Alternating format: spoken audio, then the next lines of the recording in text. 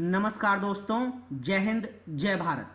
आज इस वीडियो में मैं आपको बताऊंगा various kinds of moulding sand. अगर बात करी जाए kinds of moulding sand use in casting के बारे में, तो सबसे पहले है green sand, dry sand, loam sand, facing sand, baking sand, system sand, parting sand और कोर सैंड। अब इन सब सैंड को डिटेल में पढ़ते हैं। Green sand, it is also called tempered और natural sand. It is mixture of silica sand with 18 to 30% clay having moisture content from 6 to 8%. The clay and water furnish the bond for green sand. It is fine, soft, light and porous. Green sand is damp when squeezed in the hand. It retains the shape and impression given to it under pressure. Molds prepared by this sand do not require baking and hence are known as green sand molds। यानी कि green sand को tempered या फिर natural sand भी कहा जाता है। Green sand silica, clay और मॉइस्चर कंटेंट का मिक्सचर होती है। क्ले का प्रतिशत 18 से 30 होता है और मॉइस्चर 6 से 8% रहता है। क्ले और पानी ग्रीन सैंड को बांधने का काम करते हैं। ग्रीन सैंड फाइन, सॉफ्ट, हल्की और पोरस होती है। पोरस होने की वजह से ग्रीन सैंड में से गैसेस और वाटर वेपर्स आराम से निकल पाते हैं। ग्रीन सैंड को हाथ पे दबाने पे वो थोड़ी सी गीली होती है। ग्रीन सैंड दबाव में दिए गए आकार और छापों को बरकरार रखता है। जो भी मोल्ड ग्रीन सैंड द्वारा बनाए जाते हैं उनको बेकिंग की रिक्वायरमेंट नहीं होती, इसलिए उनको ग्रीन सैंड मोल्ड्स भी कहा जाता है। Next is dry sand. Green sand that has been dried और baked in suitable oven after making mold and coarse is called dry sand. It possesses more strength, rigidity and thermal stability. It is mainly suitable for larger castings. Mold prepared in this sand are known as dry sand molds. यानी green sand को सुखाने के बाद और भूनने के बाद oven में जो मिट्टी मिलती है उसको ड्राई सैंड कहा जाता है। ड्राई सैंड की स्ट्रेंथ, रिजिडिटी और थर्मल स्टेबिलिटी ग्रीन सैंड के मुकाबले ज़्यादा होती है। बड़ी कास्टिंग्स के लिए ड्राई सैंड का इस्तेमाल होता है और ड्राई सैंड द्वारा बनाए गए मोल्ड्स को ड्राई सैंड मोल्ड्स कहा जाता है। Next is loam sand. Loam is mixture of sand and clay with water to a thin plastic paste. Loam sand possesses high clay as much as 30 to 50% and 18% water. Patterns are not used for loam molding and shape is given to mold by sweeps. This is particularly employed for loam molding used for large grey iron castings. मतलब लोम मिट्टी, clay और पानी का mixture होता है जिसमें पानी की मात्रा बहुत ज़्यादा होती है। लोम सैंड में क्ले की मात्रा 30 से 50% होती है और 18% पानी होता है।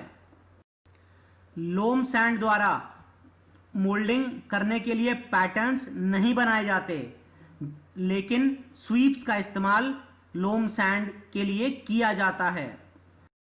लोम सैंड का इस्तेमाल लोम मोल्डिंग के लिए किया जाता है, जिसको कि ग्रे आयरन कास्टिंग्स के लिए इस्तेमाल में लिया जाता है। Next is facing sand. Facing sand is just prepared and forms the face of the mould. Initial coating around the pattern and hence for mould surface is given by this sand. This sand is subjected severest conditions and must possess high strength, refractoriness. A facing sand mixture for green sand of cast iron may consist of 25% fresh and specially prepared and 5% sea coal. Facing sand बिल्कुल ताजी बनाई हुई sand होती है और ये mould का चेहरा एक तरीके से बनती है। पैटर्न के आसपास सबसे पहली परत फेसिंग सैंड की होती है। इस वजह से पैटर्न को निकालने के बाद जब मोल्ड बनता है और उस मोल्ड में पिघली हुई धातु डाली जाती है तो फेसिंग सैंड सबसे ज्यादा सिवियर कंडीशंस झेलती हैं। इसीलिए इनकी स्ट्रेंथ रिफ्रैक्टरीनेस की काफी ज्यादा होनी चाहिए। फेसिंग सैंड ग्रीन सैंड और स्पेशली प्रिपेयर्ड मिट्टी और सी कोल का मिक्सचर होती है।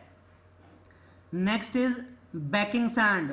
बैकिंग सैंड और floor sand is used to back up the facing sand and is used to fill the whole volume of the molding flask. The backing sand is sometimes called black sand because that old repeatedly used molding sand is black in color due to addition of coal dust and burning on coming in contact with the molten metal. यानी कि banking sand को floor sand भी कहा जाता है और इसका इस्तेमाल फेसिंग सैंड को बैकअप देने के लिए किया जाता है। मोल्डिंग फ्लास्क में पूरे तरीके से बेकिंग सैंड ही भरी जाती है। बेकिंग सैंड को ब्लैक सैंड भी कहते हैं।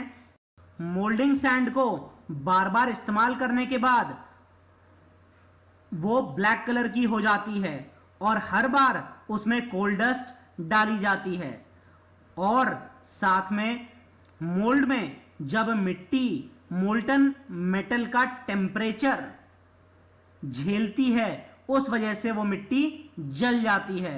इस वजह से बेकिंग सैंड काले रंग की होती है। Next is system sand.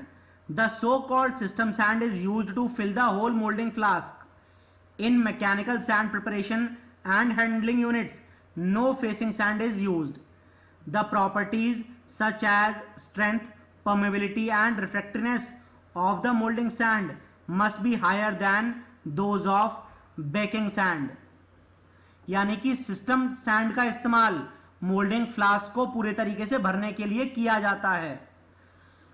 Mechanical sand preparation और हैंडलिंग यूनिट में फेसिंग सैंड इस्तेमाल नहीं होती। मोल्डिंग सैंड की प्रॉपर्टीज जैसे कि स्ट्रेंथ, परमेबिलिटी और रिफ्रैक्टरीनेस ज्यादा होनी चाहिए बैकिंग सैंड से। Next is parting sand. Parting sand without binder and moisture is used to keep the green sand not to stick to the pattern and also to allow the sand on the parting surface the cope and drag to separate without clinging. This is clean clay free silica sand which serves the same purpose as parting dust। यानी parting sand बिना binder और नमी के होती है और इसका इस्तेमाल किया जाता है जिससे कि पैटर्न से ग्रीन सैंड ना चिपके।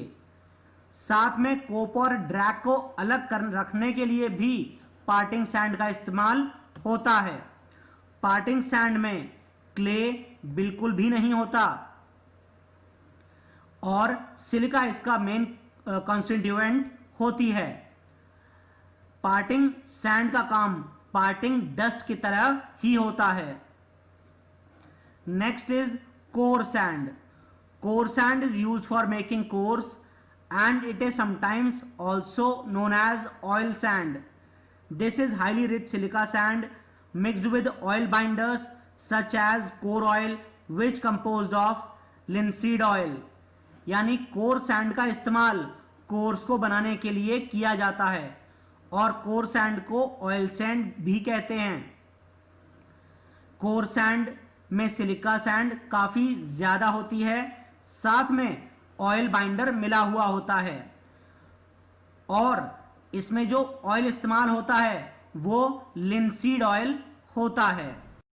आज इस वीडियो में बस इतना ही। जय हिंद, जय भारत।